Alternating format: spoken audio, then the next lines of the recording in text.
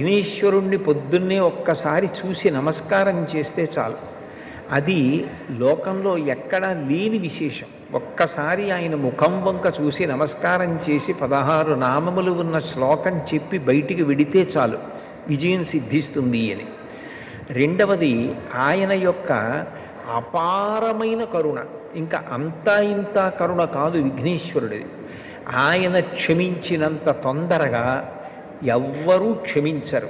మీరు చూడండి, అందరికన్నా ఎక్కువగా మరిచిపోయే లక్షణం ఎవరికి ఉంటుంది అంటే పిల్లల యందు ఉంటుంది. మీరు పిల్లలు అనేటప్పటికీ ఒక విషయం జ్ఞాపకానికి తెచ్చుకోవచ్చు.